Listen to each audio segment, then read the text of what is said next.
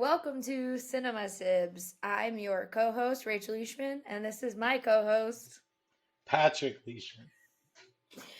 We are obviously siblings. That is why it is called Cinema Sibs. And we like talking about movies, so we're just doing it in a podcast format this time instead of on the phone with each other. Uh, this week, don't look at my shirt for a clue if you're watching this on video, but if you look at Patrick's shirt, it's a clue because I'm wearing a Jurassic Park t-shirt. Uh, Easter egg, the Jurassic Park t-shirt she's wearing, I bought for her at a yes, this Dollar is the Tree. one. It's This a is the Dollar one that you bought Tree me Jurassic Park t-shirt. because I have one that I had to cut up because it was a boys' t-shirt and it was the only one they had, so it's cut into a tank top. But this is the one that you bought me. And it Um, fits like a yeah, glove. it does. Um, yeah, we are doing the Goonies. That's why I also have my glasses on because I decided to revert back to childhood me, and I'm wearing my glasses instead of my contacts. And this movie was released a full 7 or 8 years before Rachel was born. Yep, So but it's I love it. definitely a part of her childhood. I watched it a lot. Um, Exactly. So have I. yeah. So why don't you start? You talk about your love of the Goonies first. Well, my favorite part of the Goonies is the music. I can sit here and say if I can't think of another movie that the music is just so perfect and sticks with you for days afterwards, more than the Goonies. I just love it. That da-dum, da-dum, ba-dum, ba-dum, like that. It's just that's just great. But um, just watching it back recently, everybody I think comes in and it's like, oh, Chunk and Sloth is the best part of that movie, and it is. They are great, but I just like found myself watching it going, I can't think of one storyline that's better than another. Like it's just you're invested in what everybody's doing, and the cast, like almost all of those kids went on to some kind of stardom. I mean, it's just I personally like love it, and I love the fact that they have Anne Ramsey playing an Italian mother. Like the furthest thing from an Italian woman is Anne Ramsey, and Anne Ramsey is she has the raspy voice and Throw Mama from a Train, um, Scrooged. She was in Mm-hmm. Scrooged, like just great like actress, but Italian mother, she is not. Mama Fratelli. Hey, it's wet, isn't it? This water. But yeah, I'm a big fan of the Goonies. What's funny though is I wouldn't even put it in like a top 10 of like my favorite movies of all time, and I absolutely just adore this movie. It was great watching it back because it's been a few years. Uh, Tidbit: I've been obsessed with watching this movie outside on a projector because the first experience I ever had with an outside movie, it was in a park by my house and they showed the Goonies, but my daughter at the time was less than a year old, and we're like, maybe she'll sleep. And we watched like 10 minutes of the Goonies and realized that she was not going to sleep. She was more interested in looking at everybody. So we had to leave. And like from that moment, I was like, I want to watch this movie um, on a projector outside. And what ends up happening is I watched it at home on a TV, and um, still haven't watched it outside. So Well, we were may have going to to do watch it it in the fall. outside. We were going because I was home, and we were like, "We'll watch the Goonies together," because the Goonies is one of my favorite movies too. And we were like, "We'll put." He said, "Oh, I'll put the projector up. We can watch it outside." And then it was like a bad lightning storm Yeah, was happening. It didn't even really rain. It was just loud thunder and lightning, and it was just like, cool. Guess we're not watching it outside then. We'll watch it right. in the living room. Yeah, and that was very disappointing because uh, I did not get my wish. But you know what? Such is life. I think Mick Jagger said you can't always get what you want, but you can get what you need. Yes, And I I guess I believe that needed was to him. watch the movie on the TV. And like, what am I complaining about? The TV's 70 inches. It's like, oh Thanks, Dad. man. And I don't like being outside, so it worked out for me in the end, really. So I don't know what I'm complaining about. But yes, the Goonies, that is what we're discussing this week. Rachel, what were your thoughts on the movie? So I used to watch this movie a lot with my best friend Jessica because her mom and uh her mom was young when she had her, so she's in between my brother's ages. So like when she was younger, she loved the Goonies and then passed that on to Jessica. And so Jessica and I would just sit and watch the Goonies all the time. Now she lives in Seattle, so the next time I go to visit her, she's like, "We'll go." The house is in Oregon, but it's not that far. So she was like, "We'll go see the Goonies house," because it's like fans of the Goonies bought the house and like made it so that other fans could come and like see the house that like Mike and Bran lived in. But I I'm well aware that I am Mouth. I've always been Mouth. Like Patrick, you no longer are him, but when you were younger, you were Chunk, and Oh, I was always Mouth. But Data is my favorite character of I the was just movies. Like gonna I love say, him. like, watching this back, I realize I'm Data. Like, like all the crazy like contraptions and like You are ways to, now, but when you were yeah. younger, you were Chunk. Oh, dude, people have called me Chunk my whole life. Like literally my entire life.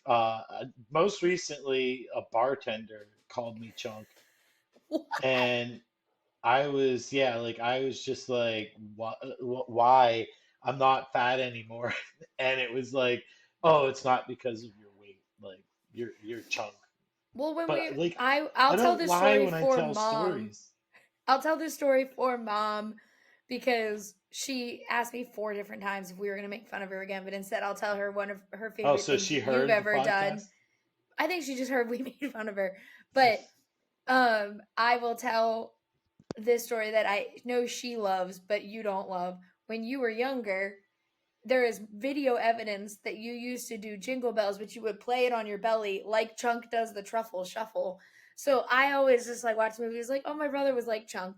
I agree that you are now more like Data. But when you were younger, you were Chunk. I've never changed. I'm Mouth. Like I will mess with people just to do it. I'm always talking when I shouldn't be. I'm Mouth. Do And you it speak sucks because I wish Spanish? no, and neither does Mouth. Um or he does, but he just I beg lies. to differ. He just lies about what He's he's the saying one to that people. stops Mikey's dad, Mr. Walsh, from signing the foreclosure documents at the end of the That is movie true. because he knows Spanish. That is true. He was just lying Oh, to yeah. the the um the woman who came to help them pack everything up. But yeah, I love Data. Like when I met Kiwi Kwan at the award show I went to earlier this year, all I did, I texted you. You didn't know what I was talking about, but I texted Jessica the same thing, and I said it's 007, not 00 negative. The actual line is like James Bond's 007, not 00 negative. But Jessica knew exactly what I was talking about. I was like, oh my god, you're gonna meet Data, and I was like, yeah. And then I did. Yeah, I did not, and I'm not at all upset about it. But that's his. He gets mad because they called him 00 negative, and he starts yelling at them because he's like, it's 007, and I That was love it. sort of his thing back then. Like he was like a cute little kid and got a lot cuter when he would start yelling at somebody. Like because if you watch Temple of Doom, you watch that movie, like the best parts is Screaming. him yelling at people.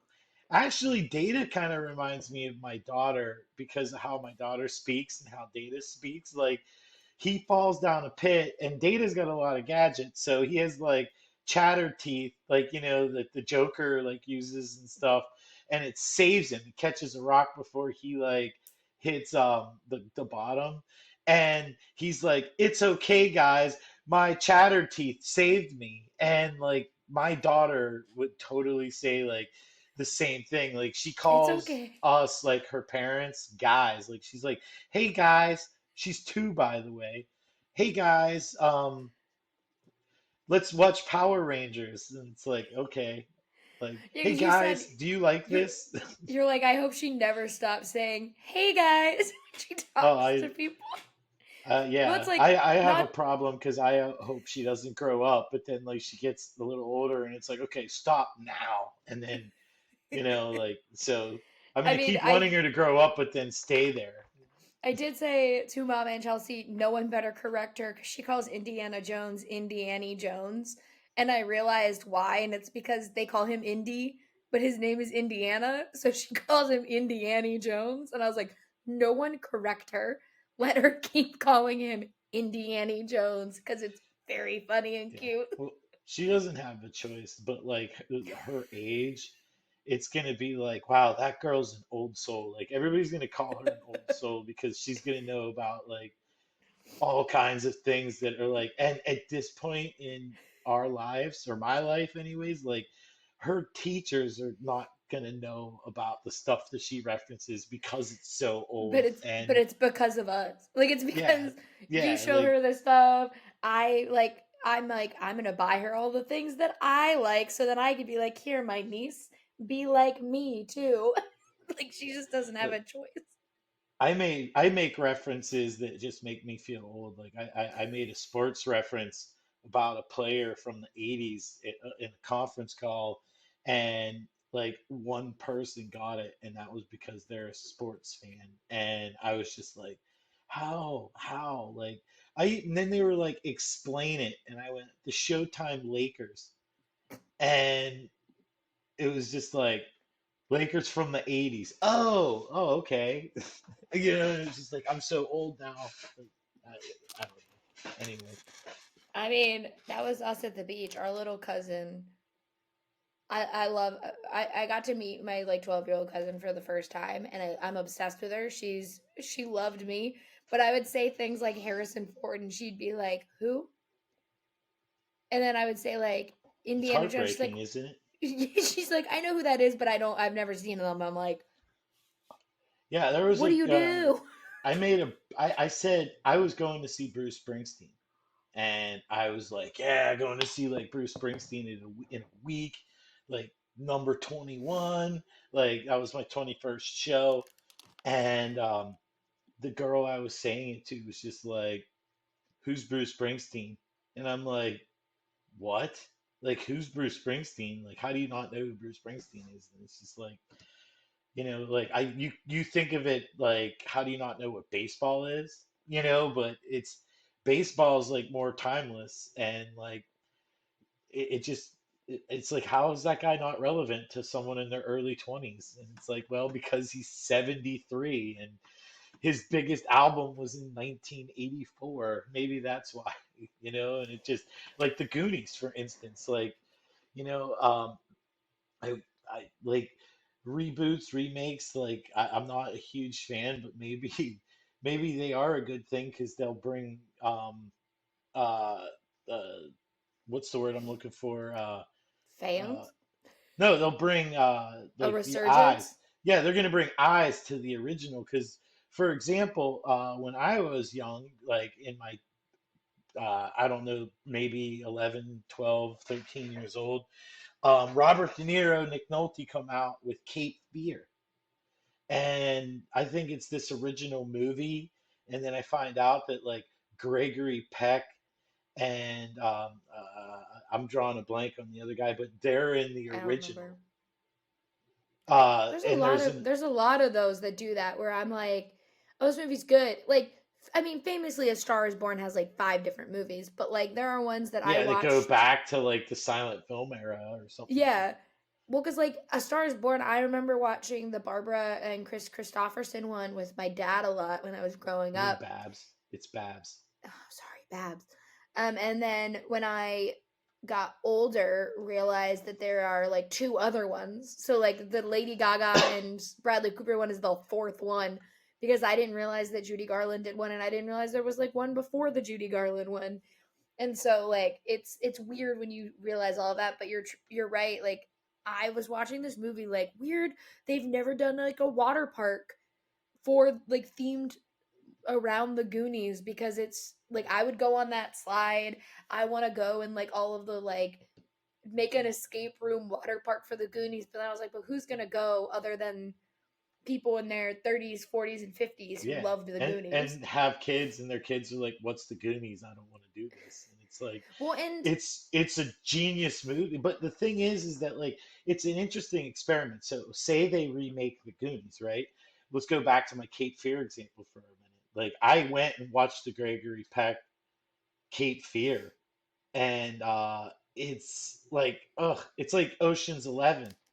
It's the same thing, like the one with George Clooney versus the one with Frank Sinatra and Dino and the Rat Pack. Like they're just, it doesn't hold up to like the remake. mhm, But there's probably a generation of people that like saw that movie like I am with Glee and how they like do songs, and I'm like, oh my God, they're doing the Beatles. Like they should just listen to the Beatles. Like I hate that because they should just listen to the Beatles, but at the same time, like they know the Beatles now, and it's up to them to go back like I did and listen to like with Ocean's 11 and the original Cape Fear. But what I'm interested in is like I thought the original Ocean's 11 and the original Cape Fear weren't as good as the De Niro Cape Fear and the George Clooney Ocean's 11, but it's a different style of filmmaking now. So now I'm interested in being like, okay, hypothetically, they remake the Goonies, even though all of us want a sequel of the Goonies. They remake the Goonies. Do kids go back and watch the original, and how do they think? Because I think that any remake of the Goonies is going to have a lot of CGI in it, and one of the best parts about the Goonies is is the all the name. freaking traps that are practical and like, I mean, implausible because like with all the water and everything down there, like metal rusts. There's no way like all that crap is going to hold up. Like none of those traps are going to work. And much like when we were watching Indiana Jones in the Last Crusade, like what is holding up the floor when they're playing the piano in that one scene that it just falls down? Like it doesn't make any sense. But like that's not why you watch the movie. No, But I just but I do think your saving grace is things like Stranger Things, because you can't really remake these movies unless you set them in the 80s, because parents are not the way that they were back then, where it's like these kids ran around and did whatever they want, and their parents kind of like only cared when it was like, hey, we gotta move, where are my children?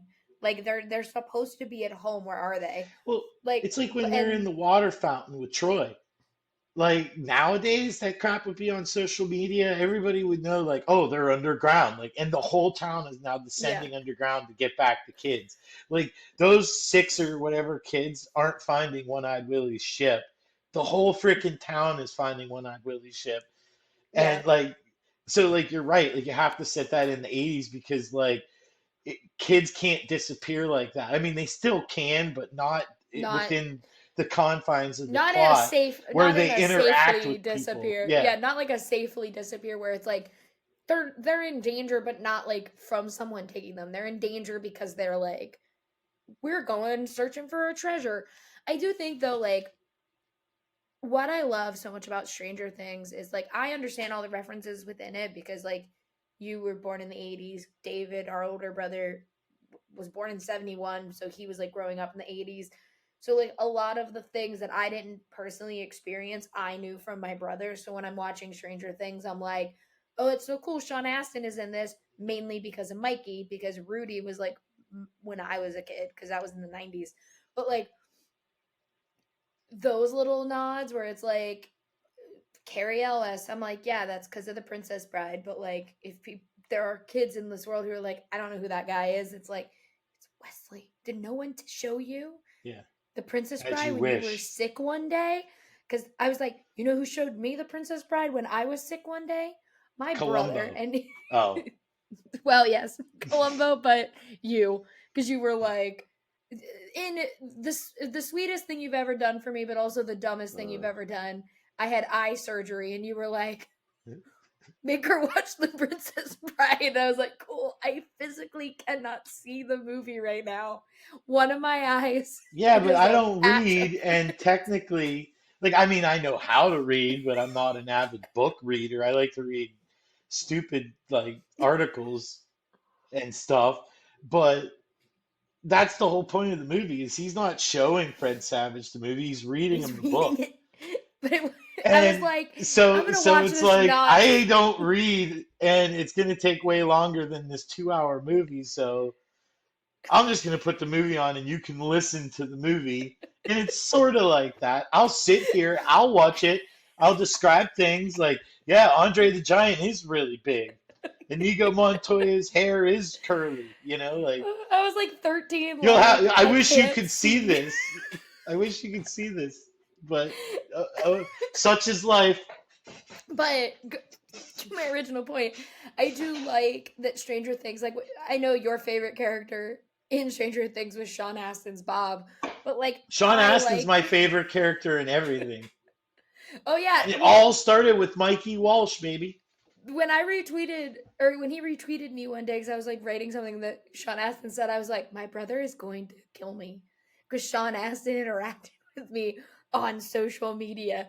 And it's like, I love Sean Astin, but not like it's, I know that my brother loves Sean Astin most of all. So I was like, what do I He's do? dude, like such every movie he's in, like, and I know there's probably some ones that I don't know about, but like all of his big movies are iconic, and he is the most iconic part in all of those movies. Okay, like I'm just gonna name a few. Okay, Mikey Walsh, The Goonies. That is his debut film. That's the first movie he's ever in. Okay, his dad or his stepdad or adopted dad is Gomez Adams and the second Riddler on the '60s Batman show, uh, John Aston, just for the record.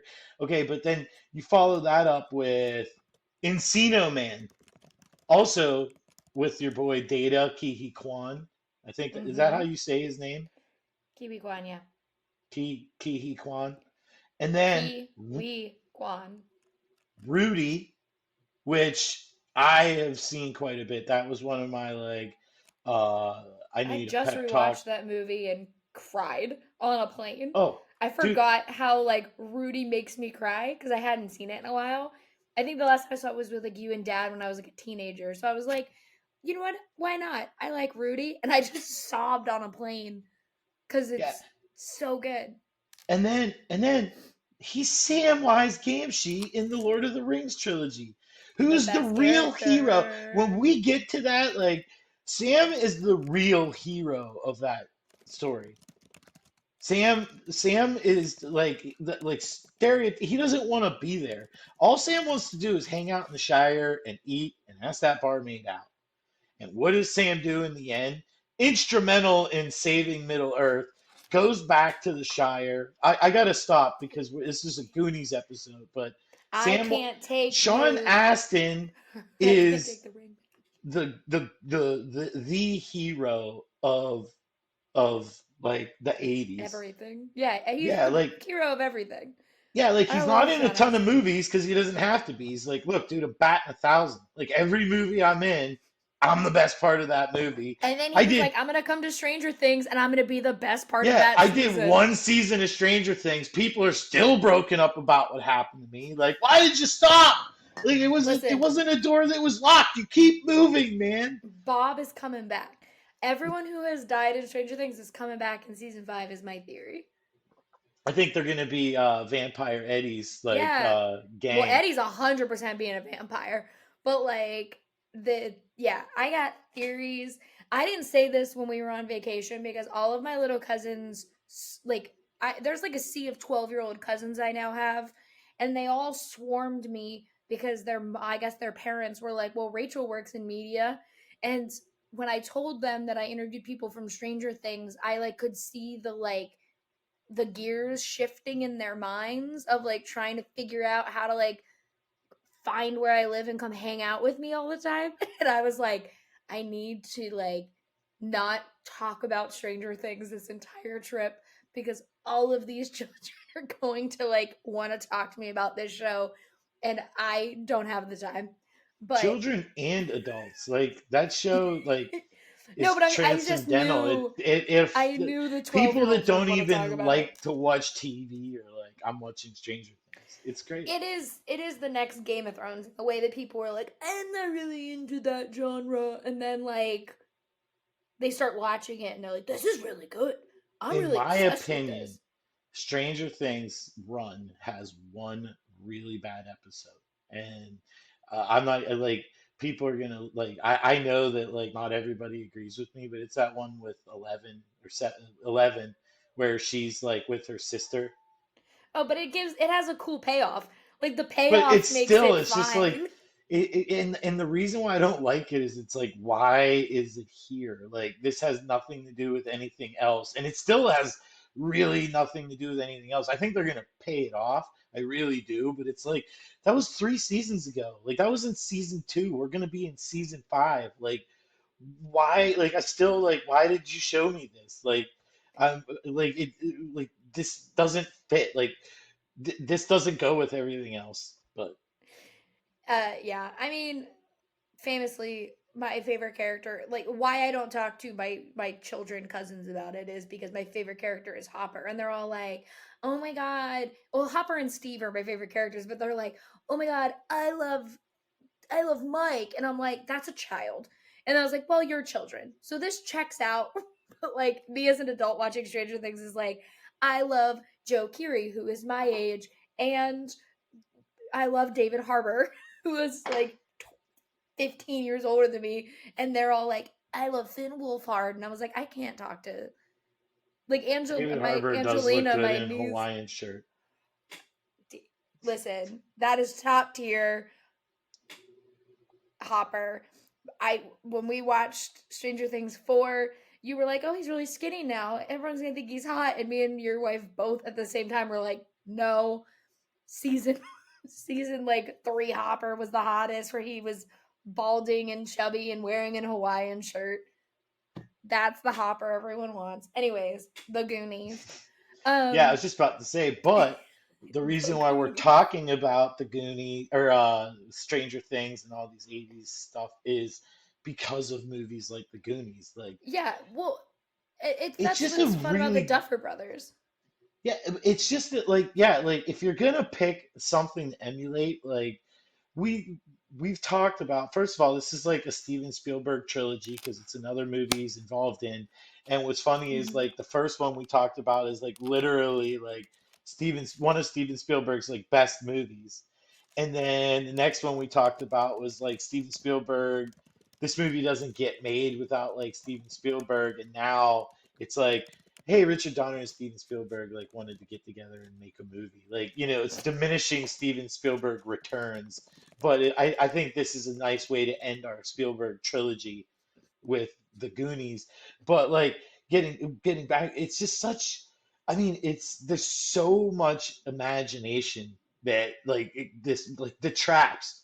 Like I found myself like looking at this from a different perspective when I watched it because it's like okay, um, like what kind of things can I talk about? And it's like, dude, every one of the traps in that movie are just like great, and you find yourself being like, you're warned constantly that there are booby traps here. So why are you picking up a random string and pulling it and going, "Hey guys, what is this?" And then like, a boulder drops and you got to run away from the boulders and it's just it's like there's so much. And then Chunk, like I mentioned Chunk before, but when Chunk. he is with Sloth and the Fratellis, and they're like, "Tell us everything," and he proceeds to tell them everything, like it's coming. Especially like someone like me, you've seen it like 1,000 times, and you still crack up because he immediately sells out the Goonies. Like that's the first thing he does. He's like, tell us, kid, where's the Goonies? You know, or like, where's your friends? And he's like, they went in that fireplace over there, sir.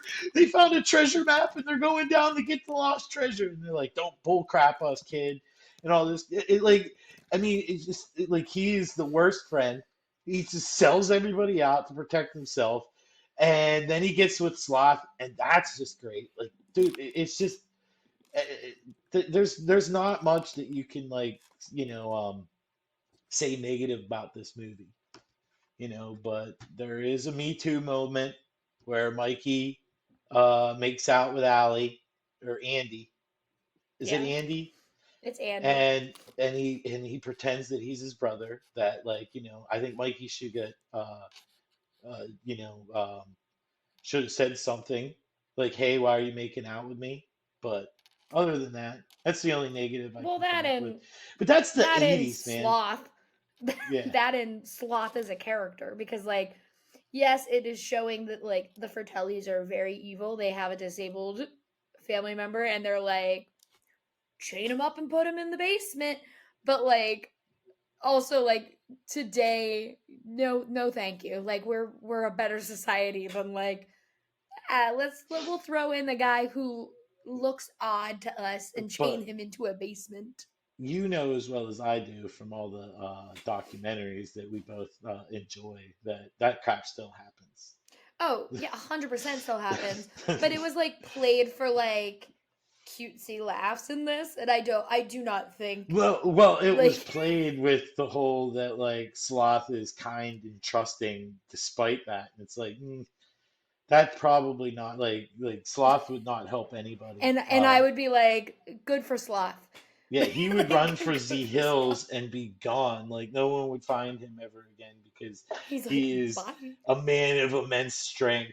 Uh, that just Yeah, routinely rips chains out of walls I because loved they it. mention that. He was like, I'm gonna rip. Yeah, because they're like, did he break his chains again? And then you watch him do it. Um, but yeah, I I love the Goonies. I think it's, but I here's the thing I realized. I was trying to remember what I realized, and it is that if you did not watch this movie as a kid, I don't think you get it. I've had quite a few friends who have watched it as adults, and they're like, it's just not for me. And I was like, oh, I guess it is one of those movies that like if you didn't watch it as a kid and you didn't have the like, well, I want to go look for a treasure in like a cave and like go down this water slide and do all these things, it doesn't like have the same effect. Like my friends have been like, it's a good movie. I understand why people like it a lot. It's not for me. And I was like, interesting that people who come into it as an adult are like, no thanks. But everyone I know who watched it as kids are like, I love the Goonies.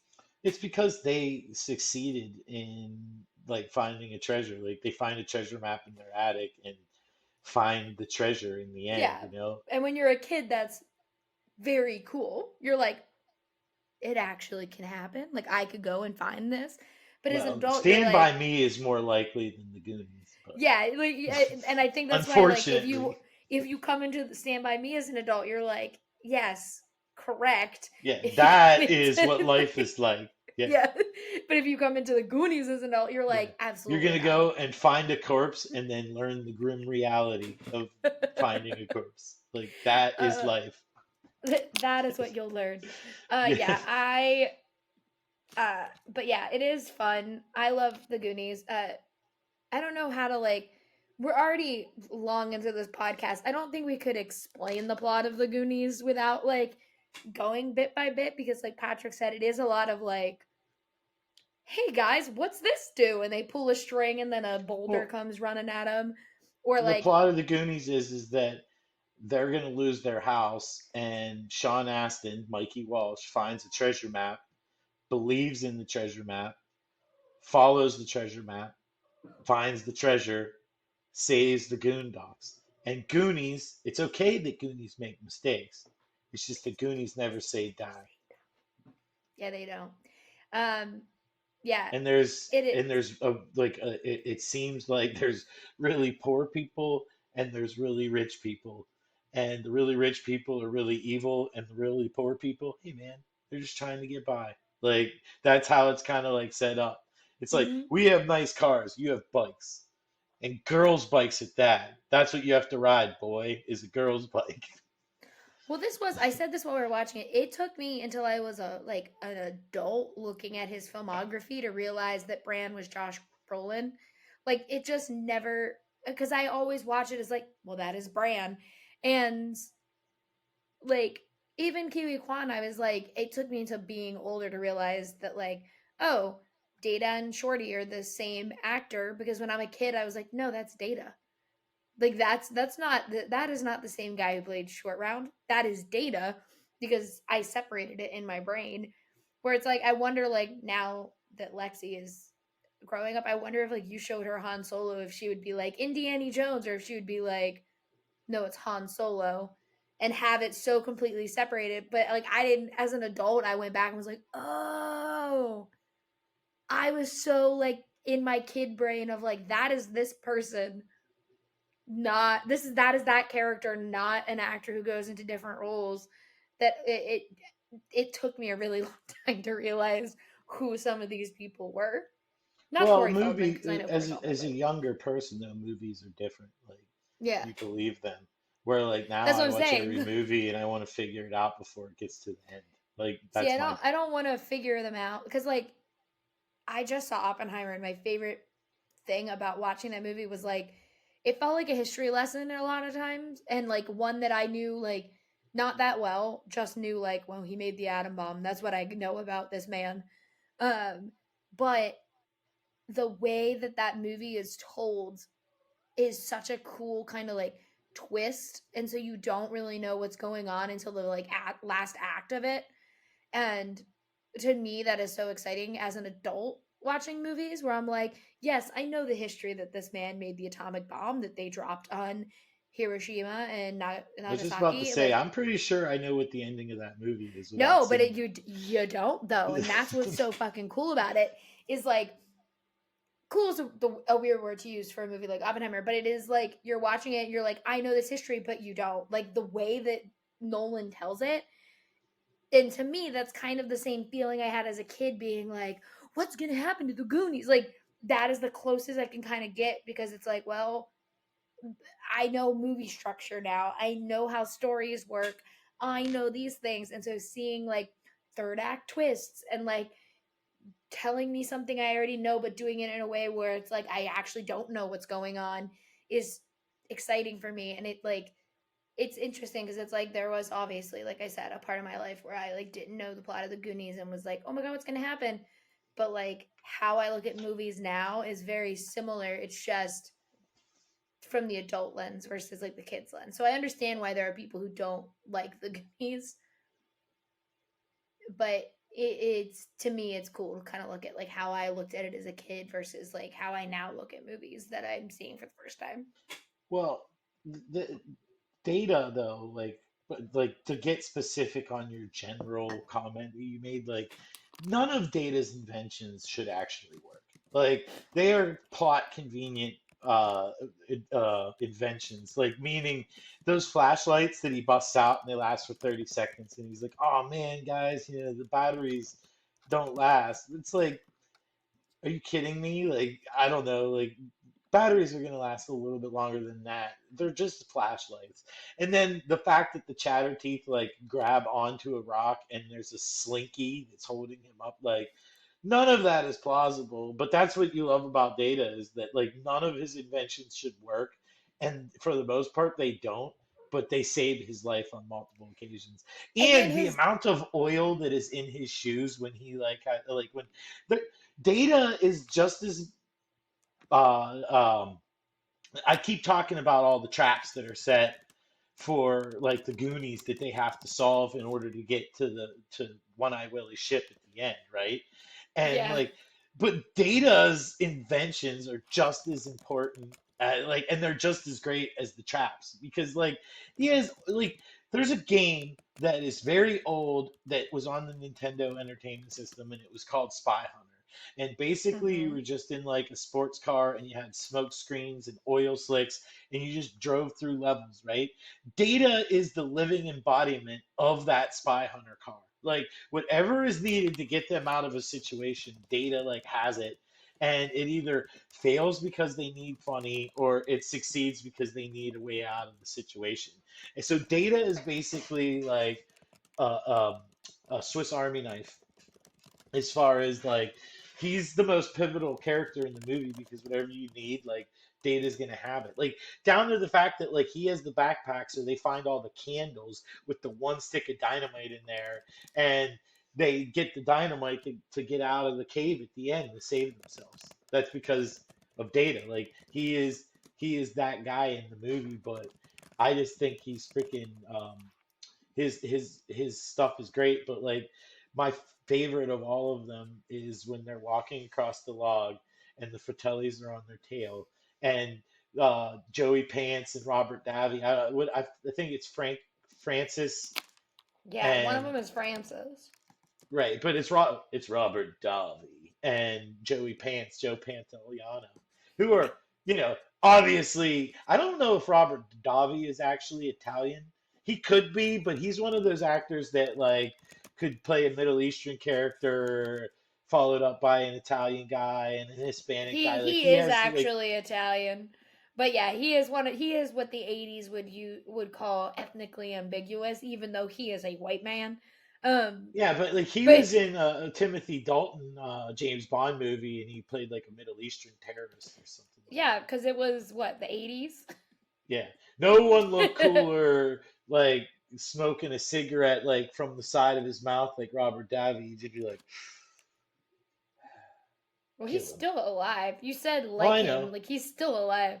Yeah, Cuz I but think okay, name a movie in the last 15 years you've seen him I I don't know. in. He was the bad guy of the 80s. Like, you know what I mean? I'm not talking I think he's great, but like he's not as seen as he was back in the day, you know. Yeah. But yeah, and then Joe Pantoliano. I mean, that dude, like, you can't deny it. Like, he's Italian. Like, you don't even have to meet him. Like, you're an Italian guy, right? Your name's Joey Pants. That's what they call you because your last name's Pantoliano. Like, you might as well be from my hometown where everybody's got a name that ends in a vowel. Yeah, true. Um but yeah, I don't know. Man, The Goonies is just one of those movies where like the end makes me cry every single time because Data's dad says the sweetest thing to him like on the planet. And everyone's like, You're "Oh, the our kids are greatest sick." invention I have ever made. Yeah, and then you're like, "Oh, that's really sweet." Cuz You it's know like, that guy is the same dude from Indiana Jones and the Temple of Doom that dies in the beginning, and it's like played as like they were best friends that were all on all these adventures together, but like all you saw him do was get shot by some guy with a handkerchief on his sleeve, like, and now the and then he Steven and then Spielberg universe continues. yeah, yeah, like so was that Shorty's dad, and that's why Indiana Jones like he's like, sorry kid, your dad died. I'll Get me to protect the you. airport in Shanghai. Like, who knows? But yeah. Well, I have a very other love of the ending of that movie, which is Mikey and Bran Walsh's dad, because they obviously were like, all right, man, like, we need the most dramatic scene here at the end whenever, like you can save the Goondocks. And for those of you that watch the movie, the most dramatic acting in the movie goes to Brandon Mikey Walsh's dad, where he's like, we're not moving anywhere, anytime, forever. And he throws the paper in the air. And it's like, and the reality is, if I'm the maid who just started working for them and these kids have been jerks to me, like, she hasn't even worked for them for 24 hours and finds a bag full of jewels that, like, is going to save this town. I, Yeah. I don't know. Like, like, there's a part of me, like, I know my conscience would not allow it, but like, I will also be honest and say that like the thought would cross my mind, like, okay, so these kids were jerks to me when I came here, I barely know this lady, and I'm holding in my hand enough jewels to save this whole town. And but she's like, I'll be really But then nice I and wouldn't tell do it. them. I know I wouldn't do it because like 5 minutes would go by and I'd be like, I'm gonna, oh no, like I'm not gonna be able to do this. Like probably And less you than would it would five have been minutes. too late. He would have signed the paper. Yeah. Wild that they made him sign it on the beach after finding his kids. Like you said it when How we were about watching the how they movie, make but him sign it? He's like, all right, you found your kids. Let me steal your homes from you. My clubhouse needs a new pool. Like, like that was like that's the evil rich bad guys from this movie. Like, and the Fratellis, they're the real bad but guys. like you said, it was like they had this whole adventure, and like that movie is not short. So like a lot of that movie is like the setup, the like exploration, and then when it comes to the payoff, they're like, we're gonna do everything in 2 minutes. He's gonna have to sign the paper. She's gonna find the jewels. Then the boat's gonna go by. Then Chunk is gonna look at Sloth and be like, "You're living with us." And then Yeah, they're gonna catch the don't even Fratellis. don't even get me started on that. Like, you're gonna come live with me now because I love you. We've And his spent parents are like, "That's an 12 adult hours man. together. Yeah, That's like an that adult man man." like can rip the door off of this house just if he's trying to get in. Like, he just maybe he doesn't know how a door works. So he just rips the door off. We're not even saying in anger. And you want him to come live with us? Like, he needs professional help, son. And that they're like, "That's all right. He can go live with Yeah, us. like It's I'm Chunk's okay." dad, and I hear him say that, and it's like, or you can go visit him as much as you want in the As you want, institution. we're gonna go. Like he needs help. He was Yeah, a we're gonna man help trapped him. in a basement Yeah, for maybe he can live years. with us, but like, let's let him enjoy the sunlight. Put him Like, in these chains, like that are like extra thick. like let's make sure he can like function as a human because his mother trained him to a wall and left him there for forever. And you're like, no, Right. this is my friend now. And it is such like a kid thing though, where you're like, you're gonna come live with me. And I'm like, you didn't check with a single adult. Yeah, yeah. You I didn't mean, like, ask I'm just thinking about anybody. my daughter.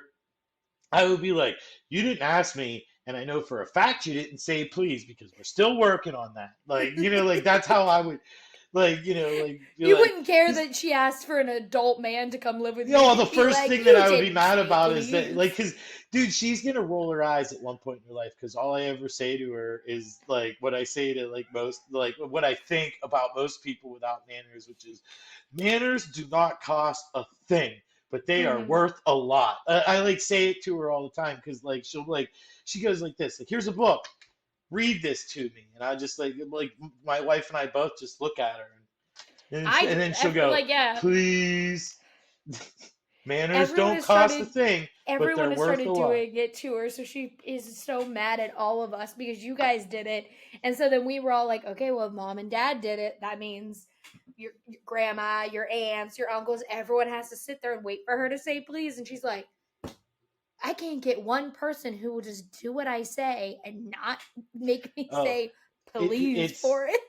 I like there was one night where she was like, "Can I have an apple cinnamon bar, please?" Like that, and I like looked at my wife and I was like, I mean, she said it how we wanted, but I don't know if I like that. Well, that was like when Like, she yelled at me. Now this is just Lexi's story hour, but that was like when she yelled yeah, at me because I went to say goodnight to her after for the fourth time, and I didn't do something right, and she was like, "Rachel, you're supposed to," and then said what I was supposed to do, and I did it. She went, "That was better. Good night," and I was like, "How old are you?" Yelling at me that I did something wrong, and then being like, "Okay, it was better. Good night." It's yeah, like, can't wait all right. for the future. Uh, and she's Unless, of course, cute. we're gonna lose our house to some rich jerk and she figures out where there's like a ship in a She cave goes, somewhere yeah, she around goes here. downtown and finds a creek. Actually, though, she's Bran. She would have to be Bran because Bran's the older brother and I only have one kid. So like Yeah. I need another kid. And it's gonna be like Goonies from like nowadays. So like you gender swap everybody. Like so like if it's my two kids, I need two daughters, one with asthma. and like they go and they're the ones that are the heroes, and like the girls like Yeah, but that would mean that talk about the somehow boys the whole time. your theoretical second daughter is nerdier than your current daughter who loves running around as the pink Power Ranger. She's two. You don't Yeah, know how. still. Well, hey, she likes the Power Rangers, man. I can't help that she has good taste. I'm coming from a woman in a Jurassic Park t-shirt with Grogu behind me. I am not saying being a nerd is dumb. I'm nerdy. I think it's just funny that For a 2 year old, man, she is into that show. Like, for those of you that don't know Power Rangers, I'll just give you. There's a character. His name is Tommy, and he starts off like the first like season and a half. Like he's in it, then he's not, then he comes back, and then he's in it, and then and then finally he's just like in it for a while, and he's like there. But his girlfriend, or it's implied girlfriend, is the Pink Power Ranger. So whenever Tommy isn't in the episode, all I hear, "Where's Tommy? There's Kimberly? Where's Tommy? Daddy, Daddy, can you tell me where Tommy is? Like, where's Tommy?" I'm just like, he's not there. Like, I don't, well I the don't, best I don't was know what to tell you. I I, watched the episode I with watched you the show guys. 30 years ago. Well, I watched this episode. I watched the episode with you guys when he comes back as the White Ranger, and she was like, "He's green," and we were like, "No, he's now the White Ranger." She was like, "No, he's the green one." We were like, No, now "It's she's not a like, good." now it's like he'll just come up and she'll be like, "He's the White Ranger now, Daddy," and I'd be like, "It's the ninth episode that he's been the White Ranger." Like, I get it. Like, I know. Well, the best was Like, thank you though, one because I night. couldn't have figured it out on my own. Like, One night when we were on our vacation, our mom, I'm not making fun of you, mom, if you're listening, but I one am night our mom had to like watch the Power Rangers with her and then put on Bluey so she could go to bed. probably like my And wife. What is this? This show the doesn't sing me. then the next day, my mom's going, "So who's the spiky guy? Like, what's his deal?" And she's asking us, and we're both like, He's a "It's been a monster. while." Yeah, We're like like, "But they it's have a been a different while." monster every episode. Like, But I sounds was like like, you got a spiky monster this week. "Mom, I haven't watched that since I was a kid. The only time I watch it now is like when I'm visiting you guys." And you're like, "I don't know. Like, I haven't seen that episode because you watched it with her." So we're Well, like, I always just go by the school of thought that like, okay, I want to put on something that like it's not going to bother me all that much. And like I am a big believer in primary colors with little kids. Like meaning that if you find the right thing where they're not like, murdering people and having sex or whatever, and they wear primary colors, like a mm-hmm. kid is just going to sit there and watch it. So Yeah. like it all just started with me being like, hey, I remember watching Power Rangers when I was a kid. Like, I'll take a tour down nostalgia's lane, like, let's do this, right? And I throw it on, and it works exactly like I thought I would. Then I realized that, like, just of the Mighty Morphin Power Rangers, there's like over 200 episodes, and we're not even halfway done. And it's not like me where I watched it for like 2 months when I was a kid and then was like, oh wait, I'm 12 years old. I I can think of a million better things to do than watching the Power Rangers on TV. She's two and is completely invested in the Power Rangers. And like you said, you put that pink Power Ranger costume on her and she puts that helmet on and she genuinely thinks that you don't know that she's Lexi. We had to lay on the floor, and that That's my house has fault. hardwood. Their house has That hardwood. is my The fault. beach house did not have hardwood. So this child made us all scoot around the carpet That's floor my so fault. that she Because could I would save us. I would lay on the floor, she'd grab my hand and I would just let her drag me. I'm doing air quotes, folks, on iTunes or Apple Podcasts. Uh, I would let her drag me out of harm's way.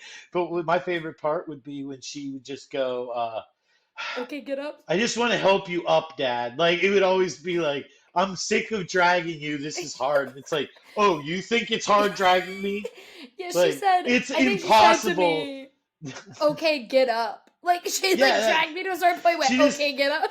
Yeah, like there's a video I'll show you offline where like it's that. I'm like, oh, you want me to get up? Okay, yeah, well, pull me up then, and then I turn over and pick myself up, you know. Well, But and all the the adults did it, and Goonies, then all the adults did it, and then we made the 12-year-old do it more times. It's like you're 12, get on the floor and let the 2-year-old drag you around and get up. All right, of us are too old at this point. We don't want to do it. But right. yeah, I think I don't know. I'm excited for like Lexi to understand the Goonies, and like I know that we at least will keep things like the Goonies alive, where there are people who are like, I've never watched it. I'm not showing it to my kids. I don't know what it is, and it makes me sad because this was like I was one mean, of my favorite movies, remains one of my favorite movies. I just like I love it so much. think about that cast of kids. Okay, you got Josh Brolin, Thanos himself, Uh huh. has had a phenomenal career. All of them seem to have like some sort of a dry spell, and their careers were like bigger at different times. Like for instance, Corey Feldman. Corey Feldman was the biggest member of that cast in 1984 when that Yeah, at or that time, 85 whenever that movie came out, right? Easily. I mean, he was Tommy Jarvis in Friday 85. the 13th. Yeah. So Friday the 13th part 4, the final chapter, he's Tommy Jarvis in that movie. Like that was when he was big. It was before Corey Haim came into the picture, and Mm. I hate to say it because they made a lot of movies together, but Corey Feldman did not benefit from the Corey Haim relationship. Corey Feldman was better and bigger before he hooked up with Corey Haim and made like License to Yeah. Drive and all those movies because Gremlins. to diminishing returns. But like Corey Feldman was a big deal in 1985. Yeah, because Before well, Gremlins had already come out. right, it did. That was 84. Joe Dante, I want to say. But yeah, great movie. Gremlins. We'll have to add that to our list. He was Pete Fontaine. Oh, dude, The Burbs. Did you ever see The Burbs with Tom Yeah, but Hanks and Carrie The Burbs Fisher? was after. Yeah, but Corey Feldman's great in The Burbs. Like Yeah, it's I mean, if it's we're like talking after, there's also the Lost Boys. Like there, like he was yeah, Corey Haim's in that movie as the well. Lost Boys. Yeah, I don't think I really recognize Corey Haim as a person, to be honest. Corey Because Haim, Kiefer Sutherland, well, yeah, I um, know that because I Ed. just watched. Dude, what's his face from Gilmore Girls? The dad. Yeah, I know who you're talking. Ed Herman. Ed Herman, I want to say Yeah, but Jamie was Gertz the is in it. Alex yeah Winter is in it. Bill, right? Or is he Ted? I He, have a friend in Pittsburgh. he's If he listens to this, he's he's going to be so mad at Bill. me. He's Bill because Ted is Theodore Logan and that is Keanu. Yeah. Oh, I have a friend that like lived in San Dimas, California, that is just going to be MFing this podcast right now because I No, forgot for you alone, Bill I and knew Ted. exactly who he was. That's why Yeah, I was yeah. like, Oh, he's good. "It's I sent Bill." him like a poster, like a special poster, like because Bill and Ted. Like I got it for him and everything. I love Bill and Ted. Those are my. That was my favorite Keanu movie for a really long time. But what I wanted to get back to though is that like, dude, so you have Corey Feldman, who's probably arguably the biggest star out of all those kids in the movie. Maybe Key because Indiana Jones came out first, in the Temple of Doom or Mm-hmm. around the same time. But like, what comes out of that is Sean Astin, who I've already like talked about. Josh Brolin, who did he win the Academy Award for W? No, he was not nominated. The only one he was nominated for was Milk. And Because he I lost. looked, yeah, and I looked it up because I wanted to see if he was nominated for No Country for Old Men because he went like you were saying they all have lulls. Josh Brolin kind of like did little things and was like not in the public eye for a while, like to the level that he is now, where people are like, "That's Josh Brolin," um, and then it was like No Country for Old Men, Milk, He went and dramatic. well, yeah, and then there was like one other one before he became Thanos, and then Cable is obviously another one that like everyone's like Josh Brolin, but like like I remember being like, oh, Josh Brolin, like James Brolin, when I watched No Country for Old Men, which I think is 2008. I can't remember. I got Probably. real into Cormac McCarthy books after it, but I think it was 2008. Um, 2007, so I was close, but because I read all of Cormac McCarthy's books in high school because of No Country for Old Men. Right. So yeah, so Academy Award nominated Josh Brolin, we'll Yeah. say. And then like beyond that, like Martha Plimpton is probably the most consistently acting uh actress in the whole group.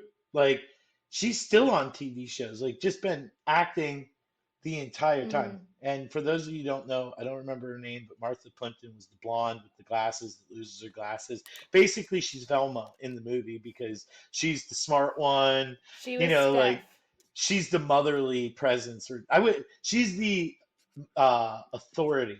Like she's the only one that ever talks any sense throughout the movie. Like she's never wavered on the like, what are we doing here? We need to get the hell out of here. Like that was her mentality the whole time. But it's so 80s in the sense that every time those two girls are off to the side, all they're talking about are the boys that are there. Like Yeah. that test, I forget the name of it. The test about women in movies and Bechtel. yeah, the Bechtel test, like they fail miserably on that. Like Oh yeah, which is like, and it's funny. That's why it was like created because like things like this, they're in like a high stakes situation. They exactly. are That's it, being it's chased by annoying. people, and then the girls are like, "Do you think he likes me?" Like, and you're like, Yeah, "Not now, Steph. right. Not That's now, why I said Andy." that thing. Like I said that thing about like Mikey. It's like Martha Plimpton is just like laughing at her. Like she kisses Brand's little brother, and like no one says anything. Like they're just like enabled the whole thing, and it's just like not even your best friend. Like your best Yeah, friend just was cackling at you while it happened, and then she was like, "I didn't know Brand wore braces," and she's like, next time open your eyes, it's a whole other experience. And it's like wow, like it really was a different time. And like like you kind of look through the movie, like those eras through a different lens. Like should it get mm-hmm. canceled? No, it should be like hey, this was a different era. Like if you have a problem, like you should learn from it, but Yeah, like it's a piece of art, like you know what I mean. But I still just crazy. yeah, oh yeah, but I personally like Richard Donner. Like watching this movie back made me realize that like Richard Donner, especially like early in his career, was phenomenal. Like I mean, he made all four Lethal Weapon movies, and none of them are bad. I would argue that the third one is the worst because like it just seems like they got tired, and then much like a lot of things that are good and want to end on the right note, they're like we should do Lethal Weapon 4 because, I don't want the last one to be Lethal Weapon 3. But like, dude, Richard Donner, I mean, Superman the movie, Mm-hmm. um, The Omen, uh, The Goonies, like, dude made some awesome films, but I would argue that maybe The Goonies is probably the best one. It certainly holds up, and the cast hasn't done anything to make you not want to watch the movie, like Lethal Weapon, unfortunately, because especially the first one, I think is really good, but like there's certain people you don't even want to admit that like you like the movie anymore, like because and it's just weird because like I said, it's still art and it's not fair to like Danny Glover and Yeah, the yeah, Richard Donner crew because if you notice every movie that Richard Donner makes has that same blonde lady in it that plays Mikey's mom. Um, there's like three or four people that are in every Richard Donner movie because she's a psychiatrist in Lethal Weapon, and you know what I yeah. mean. And then like the police captain in Lethal Weapon is a police captain in Superman the movie. Like it's the Richard Donner players are always in his movies. Oh, she died. Oh, you know why? Because guess who she was married to? Richard Donner. No, Robert Zemeckis. Oh, she's Bob Zemeckis' wife. But that's so weird because I love that I call him Bob Zemeckis. Like we're close person. I like me and Gene You and Okerlund. Like Bob. my close personal friend Bob Zemeckis. Like no, I never met the man, but I feel like I could time travel in a DeLorean and get to know him. Be like, you know that time travel movie you're trying to make? Well, look at this car. Ay, But ay, ay. the Goonies, I personally I can't say too many negative things about it. Like the Me Too stuff I brought up, like I was stretching to find things where it's like, well, it's a and like I said, it's a product of its era. Like I don't believe in like like I don't think they did anything like super wrong where like that's not a movie that you can show to other people.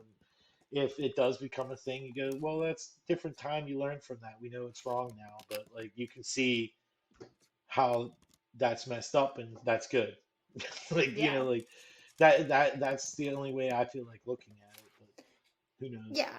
And I mean, it like you just said, it's a product of its time. Like I think if they remade it, there would be things that aren't in it. Like I think the sloth stuff would be completely different and like good. It He should would be. be It was just the '80s. yeah, he would be I don't know though, like Sloth and Chunk are the standout characters from that movie. Yeah, Like, but you can't do that. Like it is in retrospect, you're like, oh yeah, that's bad. And like I understand why they did it because it's like the Fratellis are bad, but it's also like the movie itself does not address the fact that this is a disabled man who needs actual help because he was uh, chained in a basement for his entire life. And they're like, it's all right. Chunk's gonna take care of him. And I think like if you remade the Goonies, that is a big thing they'd have to try and figure out how to navigate, or at least like if it was like you said, if it was a sequel, we could see like the good that happened for Sloth's life once he went and lived well, with Chunk and his family. yeah, But John like, Matusiak's dead though, which sucks. it could be like a here's what That's the guy who happened to played him. Sloth. Yeah, the football player. But you could be like, here's what happened to Sloth. It was he Yeah, got what he he got all he the he got help his and love face he fixed, needed. got educated, was the mayor of Astoria. Like, just give him Samwise's like back like end story. Married the local barmaid, fought off Sauron. Like, it was all good. Or Saruman. It is just like that is the thing. It's like, yeah, the Andy Kiss thing, I'm like, that wouldn't happen today because like I got so angry at It like could have the happened, but it would have gotten addressed differently. Like, I'm not yeah, saying that it wouldn't have happened, but like it would it have got would not have been addressed. a joke. No, they could have still played it for laughs, but it would have been more consent based. Like, you know what I mean? Because the reality is that like Mikey was the one that needed to give consent. Andy tricked them into coming in, and she's the one that laid the kiss on him. So like Mikey's the one that needs to give the consent. Like, so like that would get played for laughs, but it would be different, you know. Yeah, there are things that would not like well, like I said, like they would have to figure out if they just remade it how to kind of address sloth and figure that out so it's not offensive. And they also like if it was a sequel, like talk about like how sloth was much better off as an individual, not with the Fratellis, Oh, and well, no, like they would play it where he wouldn't be chained up. He would be like the dumb brother of the Fratellis that like yeah, they're he wouldn't be mean to. disabled. He would be Yeah. just like he would be No, in he would limbo, be but disabled, but he would be like he would be similar with the with the strength and yeah, all that stuff. He would be less deformed because really, like, dude, Sloth is like good guy Jason Voorhees. Like when yeah, Jason Voorhees gets his mask taken off, his face is like that, like he's unstoppable, just like Sloth and all that stuff. Like it's like there's Winnie the Pooh, and then there's the Kaa the snake from the Jungle Book that have the mm-hmm. same exact voice that Jim Cummings does. It's the same thing. Like it's like you have Jason Voorhees and you have Sloth Fratelli. Let's just say Sloth isn't his real name, and his name is Jason Fratelli. So you have Jason Voorhees and Jason Sloth, air quotes, Fratelli, right? it's like yin and yang. You got evil and good. Like that would be a battle that I would love to see. Like they have Freddy Oh, versus Sloth Jason. Sloth would Sloth 100% versus take Jason. Jason. Yeah, He would like 100% take Jason. Jason's like, I got my knife. Sloth's like, okay. He would rip the chains off the wall and use them, and he'd be done.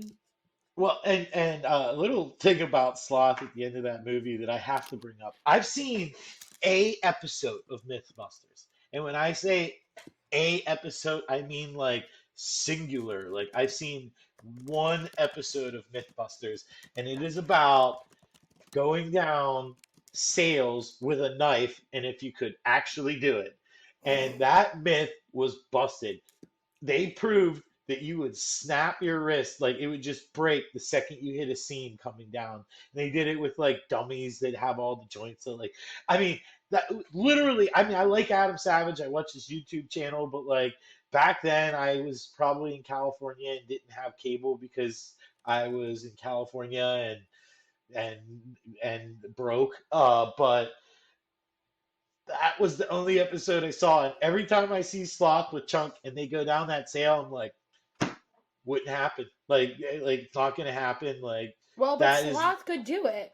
He's very his. strong, so his wrist maybe wouldn't break because he would just go down and rip the seam. The Well, only person who could do it would be Sloth.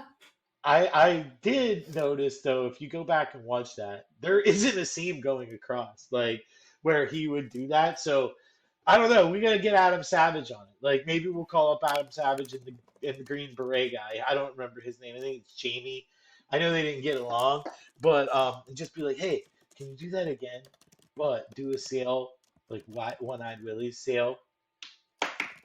What do you think? But I like I meant what I said at the beginning though. Like I wanted to come on to this and be like Sloth and Chunk still the best. And it's But they like all are.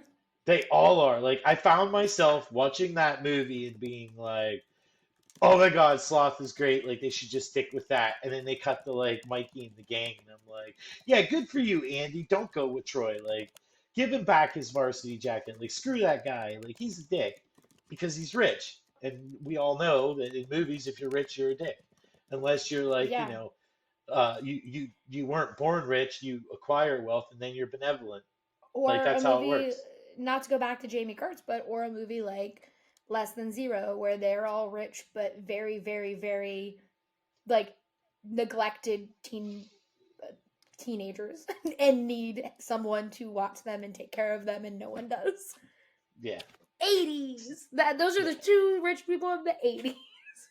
Yeah. You're either Wait, an asshole or you really need someone to actually take care of you because no one's taking care of you, and they just leave you to the dogs because your parents are too rich to be bothered with you.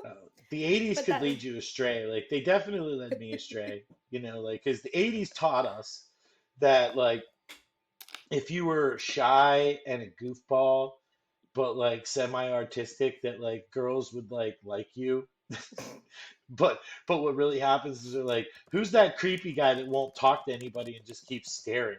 Like that's the reality of being an 80s heartthrob in a movie. Like in real life is that like you're just weird and the jock is confident and that's what the chick wants. Like they want the job. yeah, they want the jock. That's why Andy likes Bran. Like Bran never has that issue.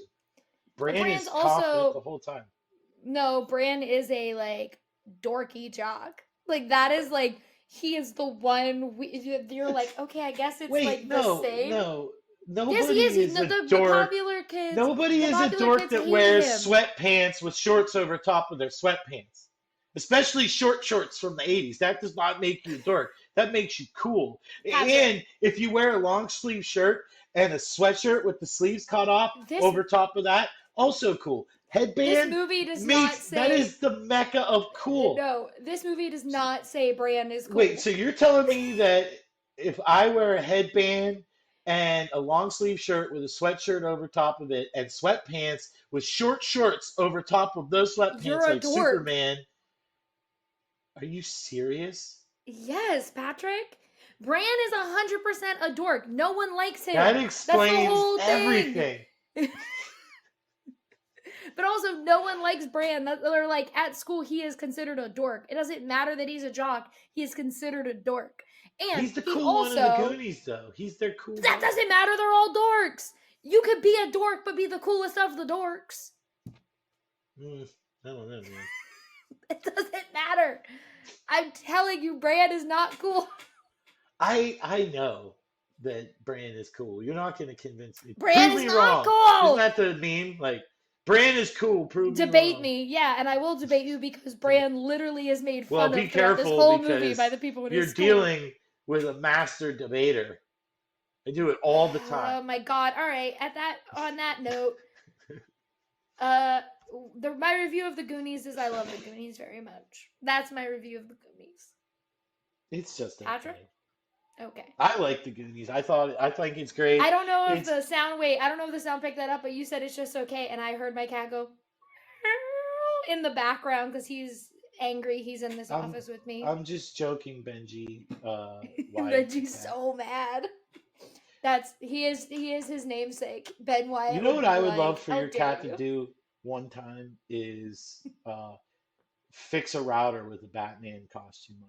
Like He has just those bat wings because of I Chelsea. know, like To you be should just clear, like recreate that with Benji. Like Patrick's wife. Wait, I have to tell the story. So before my roommate went and picked up Benji for me because it was before I your came back to New York. wonderful roommate. My wonderful roommate went and picked up Benji for me. I was originally going to name him Bruce Wayne because I love Batman a lot.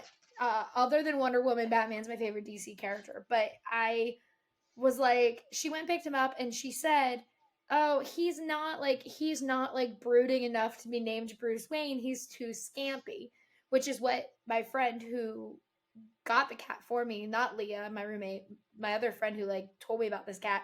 She said he's very scampy. I was in the middle of rewatching Parks and Rec. My favorite character on Parks and Rec is Ben Wyatt. And so I was like, you know what? What if I name him Benji Wyatt? Because they call Ben Wyatt Benji when he is the teen mayor.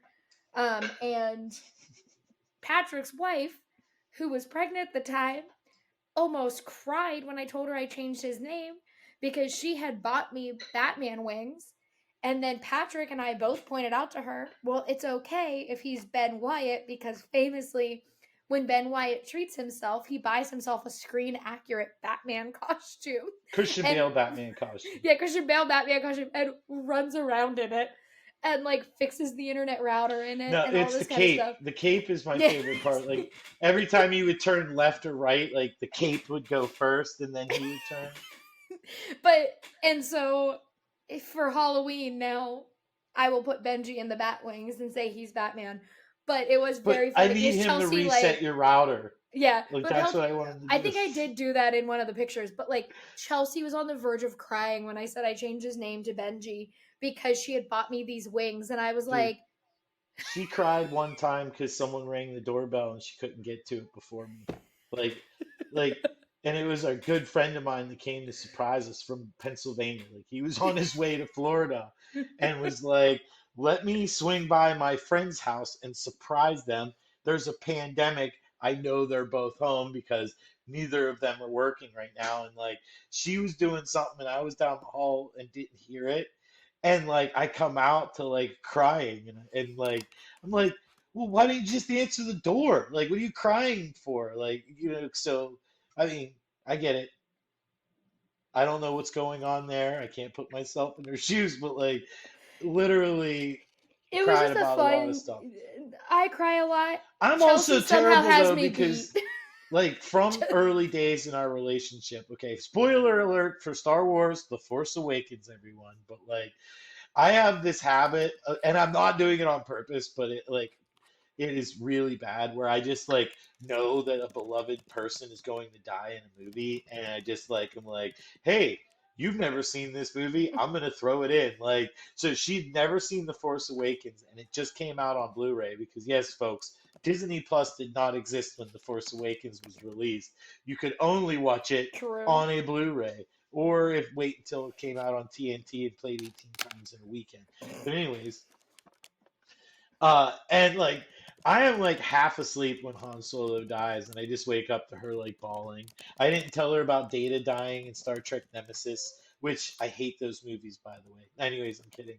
But and bawling her eyes out. Now that one was really bad because you watch this character for like 7 seasons and 3 movies prior to the fourth movie, and you fall in love with him, and then like he dies, and it's like kind of shitty how he dies, and so like there's like I have a bad habit of like just like not telling people and then like facing the consequences of just me being stupid and not informing people that like, oh, you should probably have some tissues and be prepared for this movie because your favorite is You're gonna gonna die cry. and it's gonna be terrible. Like it's not even gonna be worth it.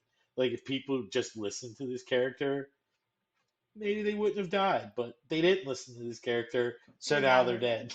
Yeah, because he was Uh, right, he has to die. oh my god. But yeah, Benji Benji cried the whole time you said that just to your point that much stronger.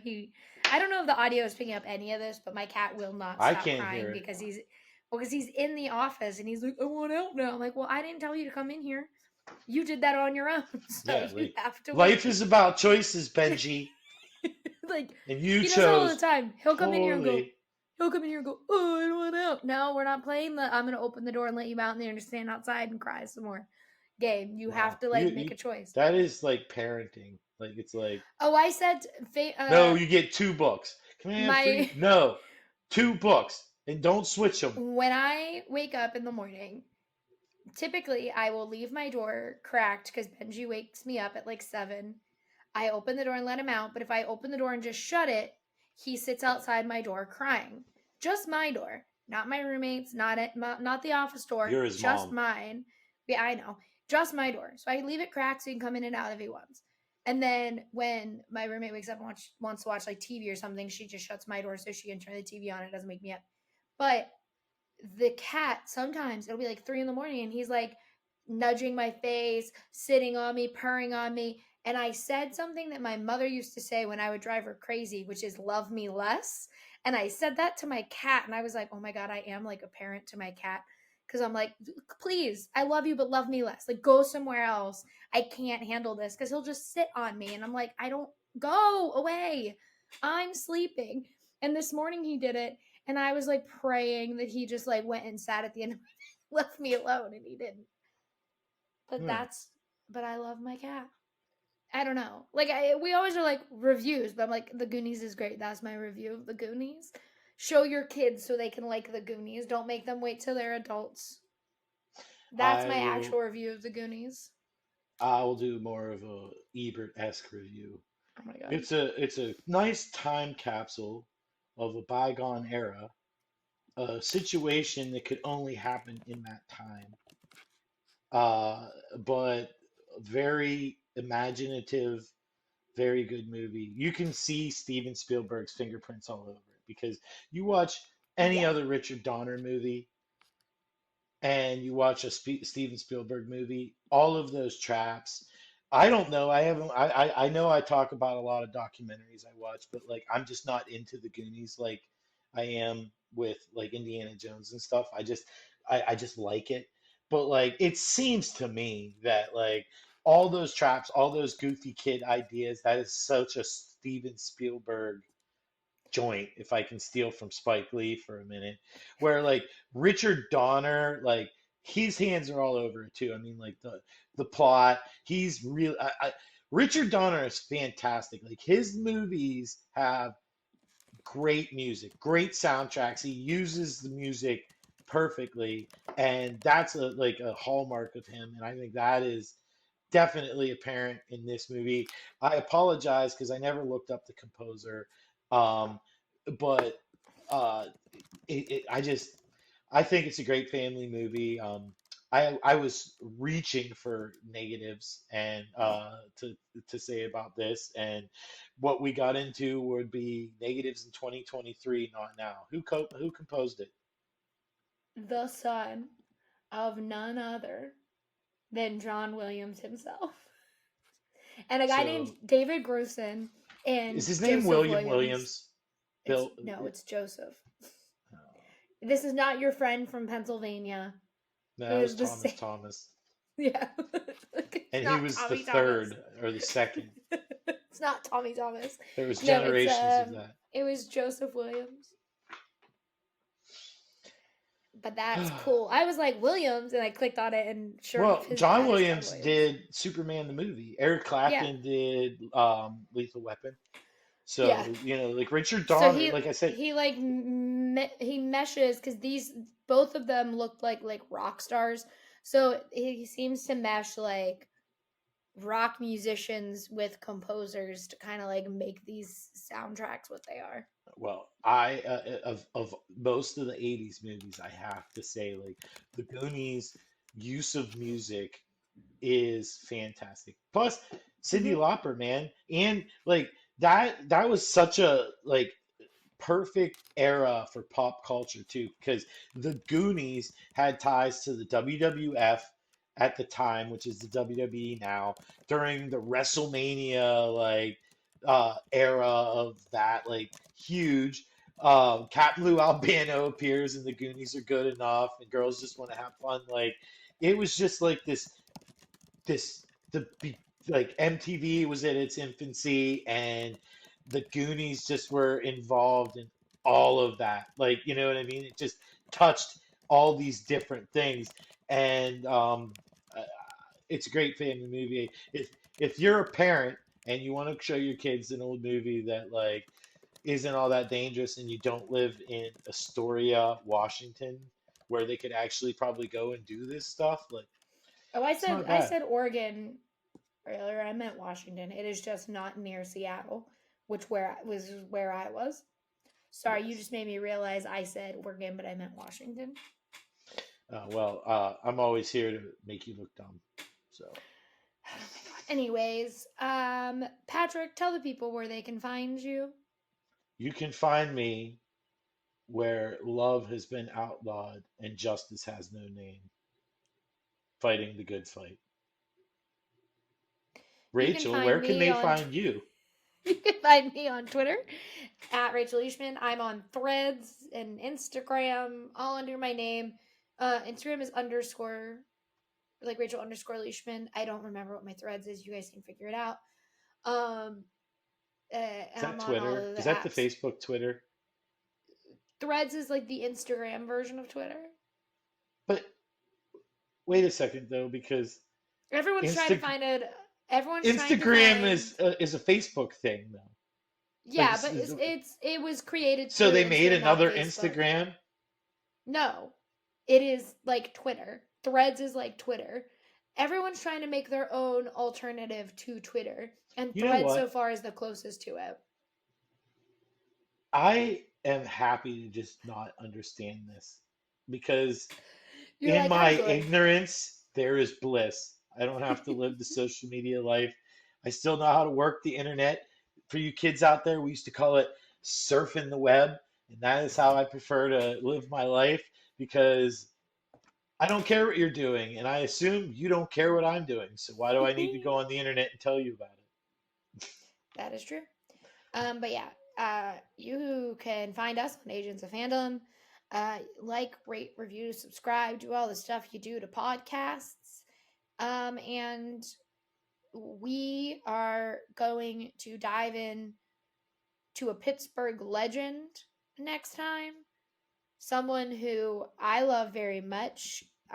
He's not my favorite version of this character because my favorite version came out You last got to 2 years start. ago. This man that Rachel's speaking of got his start on Mister Rogers. Because he's such a little Pittsburgh legend. I love him so much. We're talking about Michael Keaton's Dennis Miller. Batman. Oh, I'm Michael gonna Keaton. throw you out a window. It is Michael Keaton, and it is the 1989 Batman movie. The Batman I was referring to that is now my favorite is Robert Pattinson's because I think that's the best one. Well, But it's a anyways, remake of The Dark Knight without the Joker. no, but he's actually a detective. We'll get into it next time. It's a better Uh, remake of The Dark Knight, but it's still a remake anyway, of The Dark Knight. uh, yeah, let us know what you think. And then until next time, Mr. Stewart, Patrick. This is all right. Patrick. You sexy son of a bitch. Bye bye.